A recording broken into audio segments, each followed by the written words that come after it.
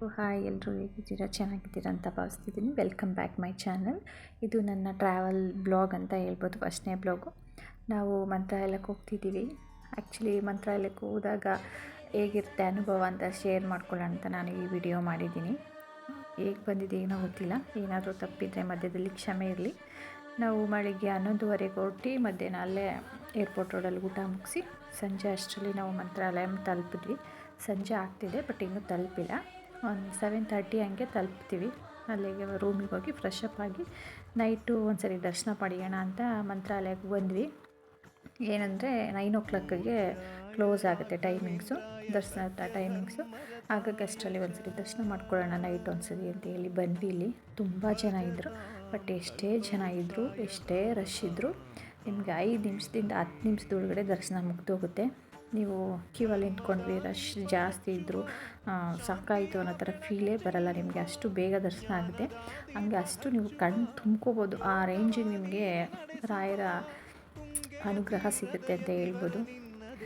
ರಾಯರ ಮಠಕ್ಕೆ ಎಲ್ಲರೂ ಹೋಗೋಕ್ಕಾಗಲ್ಲ, ರಾಯರು ಕರೆಸ್ಕೋಬೇಕು ಅಂತ ಅಂತಾರೆ. ಅದು ನನಗೆ ಗೊತ್ತಿಲ್ಲ, ಬಟ್ ನನ್ನ ವಿಷಯದಲ್ಲಿ ಅದು ನಿಜ ಆಗಿದೆ ಅಂತ ನಾನು ಭಾವಿಸ್ತೀನಿ. ಯಾಕಂದರೆ ಕಳೆದು ಒಂದು ತಿಂಗಳ ಹಿಂದೆ ನಾನು ರಾಯರ ಮಠಕ್ಕೆ ಹೋಗಬೇಕು ಅಂತ ನಮ್ಮ ಮನೆ ಹತ್ರ ಇರೋ ರಾಯರ ಮಠದ ಹತ್ರ ಹೋಗಿದ್ದಾಗ ಬೇಡ್ಕೊಂಡಿದ್ದೆ. ಅದು ನಿಜ ಆಯಿತು. ಅದಕ್ಕೆ ರಾಯರಿಗೆ ಕೋಟಿ ಕೋಟಿ ನಮನಗಳು. ಬೆಳಿಗ್ಗೆ ಒಂದ್ಸರಿ ನಾವು ದರ್ಶನಕ್ಕೆ ಬಂದಿದ್ದೀವಿ. ಬೆಳಿಗ್ಗೆನೂ ಅಷ್ಟೇ ಬೇಗ ರೆಡಿಯಾಗಿ ಬೇಗ ಬಂದ್ವಿ. 6:30ಗೆಲ್ಲ ದೇವಸ್ಥಾನದಲ್ಲಿದ್ವಿ. 7-7:15ಗೆಲ್ಲ ನಮಗೆ ದರ್ಶನ ಮುಗೀತು. ರಾಯರ ದರ್ಶನ ಚೆನ್ನಾಗಿ ಆಯಿತು. ಬೆಳಿಗ್ಗೆನೂ ಅಷ್ಟೇ, ರಾತ್ರಿ ಹೆಂಗಾಯಿತು ಬೆಳಿಗ್ಗೆನೂ ಅಷ್ಟೇ ಫಾಸ್ಟಾಗಿ ಆಯಿತು. ಮತ್ತು ಅಷ್ಟೇ ತುಂಬ ಚೆನ್ನಾಗಾಯಿತು ಅಂತ ಹೇಳ್ಬೋದು. ನಾನು ಈ ಕ್ಯಾಮ್ರಾ ಕಣ್ಣಲ್ಲಿ ನಿಮಗೆ ಜಾಸ್ತಿ ಸೆರೆ ಹಿಡಿದೇ ಇಲ್ಲದೆ ಇರ್ಬೋದು, ಬಟ್ ನನ್ನ ಕಣ್ಣಲ್ಲಿ ತುಂಬ ಚೆನ್ನಾಗಿ ಸೆರೆ ಹಿಡಿದಿದ್ದೀನಿ ಅಂತ ನನ್ನ ಅನಿಸಿಕೆ. ಹಾಗೆ ಅದನ್ನು ಮುಗಿಸಿ ವಾಪಸ್ ಹಿಂದ್ಗಡೆ ಇರುವಂಥ ತುಂಗಭದ್ರಾ ನದಿಗೆ ಬಂದ್ವಿ. ನದಿನೂ ಅಷ್ಟೇ ನೀರೇನಿರಲಿಲ್ಲ ಅಷ್ಟೊಂದು, ಬಟ್ ತುಂಬ ಪ್ರಶಾಂತವಾಗಿತ್ತು. ತುಂಬ ದೊಡ್ಡ ನದಿ ಅಂತ ಹೇಳ್ಬೋದು. ವಾಪಸ್ ನಾವು ಪ್ರಸಾದ ತೊಗೊಂಡಿಲ್ಲ ಅಂತ ವಾಪಸ್ ಇಲ್ಲಿಗೆ ಬಂದ್ವಿ. ಇಲ್ಲೇ ಒಂದು ಸ್ವಲ್ಪ ಹೊತ್ತು ನಾವು ಕೂತಿದ್ವಿ. ನಮ್ಮ ಮನೆಯವ್ರು ಪ್ರಸಾದ ತೊಗೊಬರಕ್ಕೆ ಹೋಗಿದ್ರು. ಹಾಗೆ ನೀವು ನೋಡ್ಬೋದು ಎಷ್ಟು ಜನ ಇದ್ದರು ಅಂತ. ಎಷ್ಟೇ ಜನ ಇದ್ದರು, ನಾನು ಆಗಲೇ ಹೇಳ್ದಂಗೆ ನಿಮ್ಗೆ ಎಷ್ಟು ಬೇಗ ದರ್ಶನ ಆಗುತ್ತೆ ಅಂತ ಹೇಳೋಕ್ಕೆ ಅಸಾಧ್ಯ, ಅಷ್ಟು ಬೇಗ ದರ್ಶನ ಆಗುತ್ತೆ ರಾಯರ ಮಠದಲ್ಲಿ.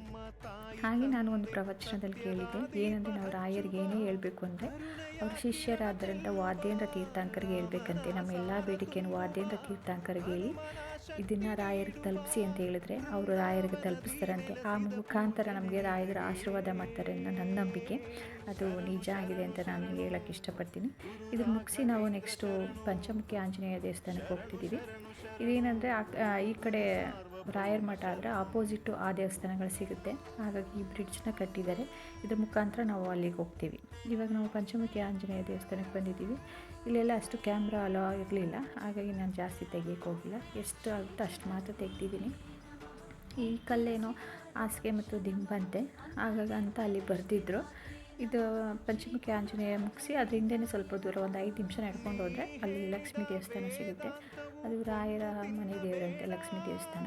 ಅಲ್ಲೂ ಸಹ ನಾವು ದರ್ಶನ ಮಾಡಿ ವಾಪಸ್ ಬಂದ್ವಿ. ಅಲ್ಲಿ ಏನೋ ಬದನೆಕಾಯಿ ಬಜ್ಜಿ ಫೇಮಸ್ ಅಂತ ಹೇಳ್ತಾ ಇದ್ಲು ನನ್ನ ತಂಗಿ. ಚೆನ್ನಾಗಿರುತ್ತೆ ತಿನ್ನೋಕ್ಕೆ ಅಂತ, ಹಾಗಾಗಿ ಅದನ್ನು ಟೇಸ್ಟ್ ಮಾಡಿ ಭಾಳ ಚೆನ್ನಾಗಿತ್ತು. ಒಬ್ಬರದ್ದು ತುಂಗಭದ್ರಾ ನದಿ ತೀರ. ಹಾಗಿದ್ದು ಬಿಚ್ಚಾಲೆಯಲ್ಲಿರುವಂಥ ರಾಯರ ಇನ್ನೊಂದು ಬೃಂದಾವನ ಅಂತಲೇ ಹೇಳ್ಬೋದು. ರಾಯರು ಇಲ್ಲಿ 13 ವರ್ಷ ಜಪ ತಪ ಧ್ಯಾನದಲ್ಲಿ ತೊಡಗಿಸ್ಕೊಂಡಿದ್ರಂತೆ ಅವ್ರ ಶಿಷ್ಯರೊಂದಿಗೆ. ಅವರ ಅಪ್ಪಟ ಶಿಷ್ಯರಾದ ಅಪ್ಪಣ್ಣಾಚಾರ್ಯರು ಇಲ್ಲಿ ಪ್ರತಿದಿನ ರಾಯರು ಇಲ್ಲಿದ್ದು ಆಮೇಲೆ ಬೃಂದಾವನಕ್ಕೆ ಹೋದ್ಮೇಲೆ ಪ್ರತಿದಿನ ಅವರ ದರ್ಶನಕ್ಕಾಗಿ ಅವರು ತುಂಗಭದ್ರಾ ನದಿ ತೀರ ದಾಟಿ ಹೋಗ್ತಾ ಇದ್ರಂತೆ. ಅದಕ್ಕೆ ರಾಯರು ಒಂದಿನ ಹೇಳಿದ್ರಂತೆ ಅವ್ರ ಕನಸಲ್ಲಿ, ನನಗೋಸ್ಕರ ನೀನು ಪ್ರತಿದಿನ ಬರೋದೇನು ಬೇಡ, ನಾನೇ ನಿನ್ನ ನೋಡೋಕ್ಕೆ ಬರ್ತೀನಿ. ನಾನು ಜಪ ತಪ ಮಾಡಿರುವಂಥ ಸ್ಥಳದಲ್ಲಿ ನನಗೋಸ್ಕರ ಒಂದು ಬೃಂದಾವನ ನಿರ್ಮಾಣ ಮಾಡು ಅಂತ. ಆಮೇಲೆ ಇಲ್ಲಿ ಬೃಂದಾವನ ನಿರ್ಮಾಣ ಮಾಡಿದ್ರಂತೆ. ರಾಯರು ಅಪ್ಪಣ್ಣಾಚಾರ್ಯರಿಗೆ ಒಂದು ದೀಪದ ರೂಪದಲ್ಲಿ ಅವರಿಗೆ ಕಾಣಿಸ್ಕೊಂಡ್ರಂತೆ. ಈಗಲೂ ಸಹ ರಾಯರು ದೀಪದ ಮೂಲಕ ಅಲ್ಲಿ ನದಿ ತೀರದಲ್ಲಿ ಕಾಣಿಸ್ಕೋತಾರೆ ಅನ್ನೋದು ಪದ್ಧತಿ ವಾಡಿಕೆ ಅಂತ ಪುರೋಹಿತರು ಹೇಳಿದರು. ಇದು ನಾವು ರಾಘವೇಂದ್ರ ಸ್ವಾಮಿ ಮಂತ್ರಾಲಯಕ್ಕೆ ಹೋಗಿದ್ದಂತಹ ಅನುಭವ.